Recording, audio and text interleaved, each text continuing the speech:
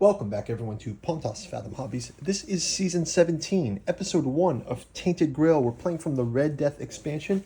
Last season, we wrapped up Chapter 4, Part 1, with the exploration of the splendid mausoleum, and we found the inner city, sort of a hidden layer within the inner city. We went to space 430, or 434, actually, it was. So now we're going to jump into Chapter 4, Part 2. Chapter 4, Part 2. We'll do a quick setup of that. It says, The Golden Ally. Place this card on top of the active quest. Still confused by the seemingly irreconcilable pieces of information you have gathered about the structures of the Red Empire, you look toward the Castle Camelot. It should not only provide information about the plague, but its high tower would let you see if there are any signs of life anywhere in Camlin or in its vicinity. So let's jump back into the inner city. We'll go and check out 434 one more time. 434.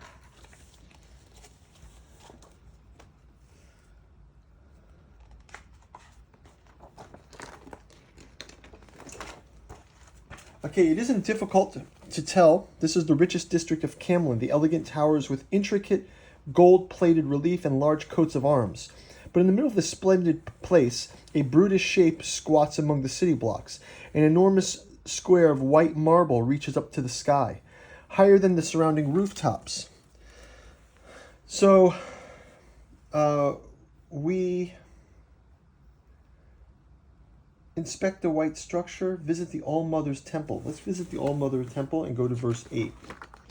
So verse 8 says, the most striking feature of this beautifully domed temple in the midst of the inner city are 30 feet tall stained glass windows depicting the commandments of the All-Mother. You bask in the colorful light and in the smell of old wooden benches for a moment. You feel someone is watching over you, even in this hostile, far-off land. If you are Ailey and you don't have Unique Perspective Part 6, Unique Perspective Part 6, we don't have it. Go to verse 15. Otherwise, read on. 15, you stare at the stained glass with awe. Your knees bend before its splendor, and you feel the All-Mother's touch in this colorful ray of light. You remember this tiny chapel helped Neante maintain. As a young girl, you believed it was remarkable, and its centuries-old stone walls and crude murals. Yet now you realize it was nothing but a pathetic replica. Your studied reliefs, old tomes, and everything you find, and learn about the All-Mother that you ever knew, and that you ever know on Avalon remembers. You doubt that anyone in Avalon remembers. So Ailey loses 1 terror. And we go back to verse 8. There's no time token on this. Everyone loses 1 terror. And we then go to... let's go back and see. We can also go check the townhouses. If you don't have all parts of the presence status, go to verse 16. So, verse 16, we go to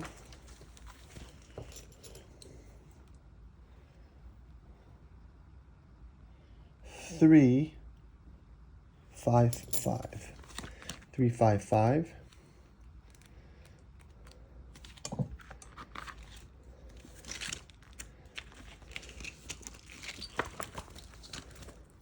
The air turns freezing cold, almost like a fog. And you feel like a wave. The fog is parading inside the room like a wave of water. Each party member gains 1 terror.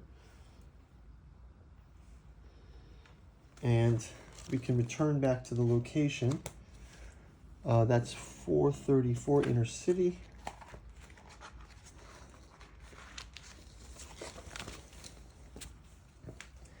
We've already inspected the cells before.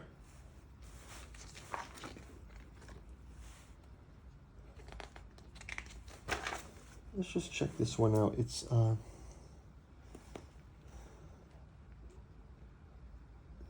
7, 3, 1. 7, 3, 1. Knowing that some of those who found no place on the ships bound for Avalon managed to survive the plague and rebuild is reassuring in the way. Unfortunately, the story of the Empire appears to be cut short. You're not sure why, but the appearance of the Dance Macabre has something to do with it. Gain the Upper City Part 2 status. Upper City Part 2, we have it already. And go to verse 520. 520. Verse 520. You begin to notice how rushed the long history in the ruins are. While humans still leave, you are now set your eyes on the largest temple of all, Castle Camelot, the ancient seat of Pendragons, looming in the miasma above the city. So I guess we can go to 428 on the next turn, I think, or maybe we can just do that. We'll wrap up this turn. Let's take a food each. I will grab a food for everyone. We'll heal up. And I will place the next card in our voyage here. We can replace those terror back down. Our health comes back up. Energy restored. And let's grab 428. 428. 428.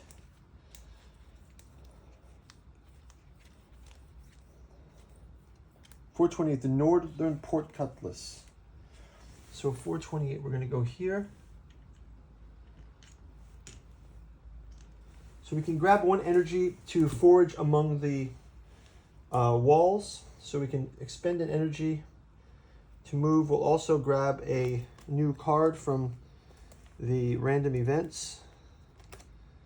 We get Violent Thunderstorms. We lose 1 health today. So there's Violent Thunderstorms. But we do gain a food. And let's read 428. Also, we have to move 436. Is there 436? No. Okay, 436. We're still safe from this. 428. Let's read 428. The Northern Port Cutlass. Okay, the impressive gate was just as tall and imposing as the Red Gate, blocking the way from the upper city to the port district. Unlike the Red Gate, though, this is broken one of its wings bent and hanging at an odd angle, as if damaged by some enormous war machine. Beyond the gate you see rolling grasslands, abandoned farms that look very enticing after the horrors of the city. There's some movement by the gate, a group of Fomorians camped there, in preparation for another foray into the ruins. Rest outside the city requires all characters. This will end your day only if your miasma is high. Spend some time out of the miasma could do wonders for your health. Go to verse 1. Or approach the group of Fomorians, or travel to the northern lands. Well, let's go and check out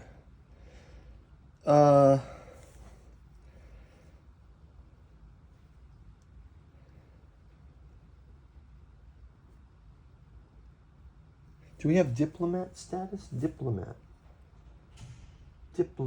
status. I don't see diplomat. Oh my God, why are all these statuses not there? Oh, status? Yeah, that's not a diplomat. It's not a secret. It's a status. The Fomorians ignore you, but a group of armed farblogs approaches. When approaching the group of farblogs, their faces hide under the complicated apparatuses. Blocks your way, but a young Fomorian pauses among them. Incredible, I recognize you. I heard about you from my father. He said he met you in the White Temple on the other side of the city. His report about meeting intelligent creatures in the heart of Kenland caused much stir among the scholars. You explain the problem with miasma in the area of Camelot, and the Fomorian nods his head. Yes, it's a very harsh place. The apparatus is made for firebogs would kill you, but if you visit our craftsmen, they could fashion something for you. Please take this mark of a diplomat. No one will hurt you. Slaves, the young Fomorian shouts to the firebogs. Let this creature through. Gain the lay of the land. So, gain the lay of the land, part 10 status. Lay of the land, part 10 status. The lay of the land, part 10.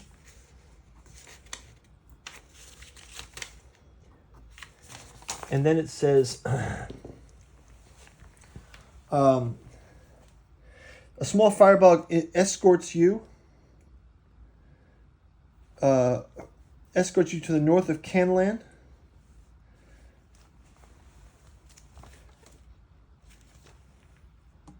And we can place the Withering Foundation on the board. We can place the Withering Plantation. Gain the lay of the land, part 10 status. Go to verse 5.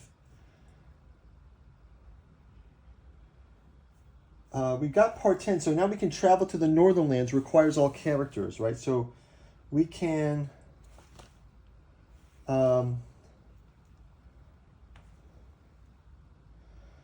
gain the lay of the land, part 10 status. We did. And then we can put the, what is it called? Place the Withering Plantations. So let's move all these down. The Withering Plantations above this, it says.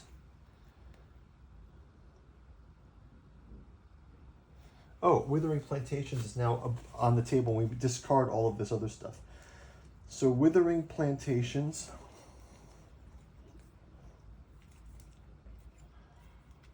The Withering Plantations. You can place Withering Plantations 450 on the board. And we remove all of these other ones. Withering Plantations on the board.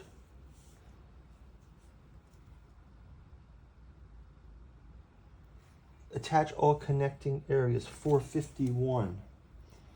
So we get to place 4. So we've moved past the northern area of the city, and now we're in a new part of the board. 451 is above here. The Water Fleet Dock. Withering Plantations and the Water Fleet Dock are there. And there's no other locations around this. And then that's going to do it for the episode. So guys, we will see you in round number 2. Thanks for watching. Bye-bye.